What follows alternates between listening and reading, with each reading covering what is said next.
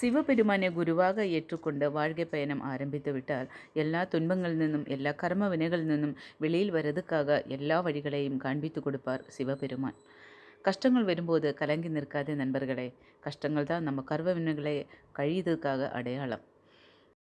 எந்த ஒரு விஷயத்தில் நம்ம கஷ்டப்படுதோ அந்த விஷயத்தில் தான் நாம் பூர்வ ஜென்மத்தில் தப்பு பண்ணியிருக்குதுன்னு உணருங்க நண்பர்களே.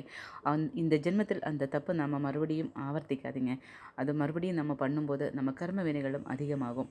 அப்போது நம்ம யாரையாச்சும் நம்மளை குறை சொல்லும்போது, குற்றங்கள் சொல்லும்போது, நம்மளே குற்றம் சொல்வதுக்கும் குறை சொல்கிறதுக்கும் இன்னொரு 10 பேர் இருப்பாங்க அப்படின்னு நம்புங்க. யாரையும் நம்ம உண்மை தெரியாமல் யாரையும் விமர்சனம் பண்ணாதீங்க. உங்களால் முடிஞ்ச அளவுக்கு யாராச்சும் ஒரு ஆளுக்கு ஹெல்ப் பண்ணுங்கள். யாருக்காச்சும் ஒரு வேளை சாப்பாடு வாங்கி கொடுங்க. யாருக்கிட்ட பசி போக்குங்க. நீங்கள் அது ஒரு உயிரினம் கூட ஆகலாம். ஒரு காக்கா, குருவி, ஏதோ ஒரு உயிரினத்துக்கு ஒரு நாளைக்கு நீங்கள் பசியாற்றுற மாதிரி நீங்கள் அந்த அந்த ஒரு செயலில் ஈடுபடுங்க நண்பர்களே. நம்ம எந்த அளவுக்கு கர்ம வினைகள் இருக்குதோ அந்த அளவுக்கு கஷ்டம் வரும் அப்படின்னு நமக்கு தெரியும். அப்போது அந்த கஷ்டங்களை எது வந்தாலும் அந்த கஷ்டங்களை இன்னொரு ஆள் அனுபவிக்கும் போது அவங்களுக்கு நீங்கள் முடிஞ்ச அளவுக்கு நீங்கள் ஹெல்ப் பண்ணுங்கள். இன்னொரு ஆளோட கஷ்டத்தை போக்குறதுக்கு நம்மளுக்கு மனம் இருந்தால் தான் நம்ம கஷ்டத்தை போக்குறதுக்கு ஈசன் முன்னிட்டு இறங்கி வருவாங்க நண்பர்களே. நம்புங்க, நல்லதே நடக்கும். வாழ்க வளமுடன். நன்றி, வணக்கம்.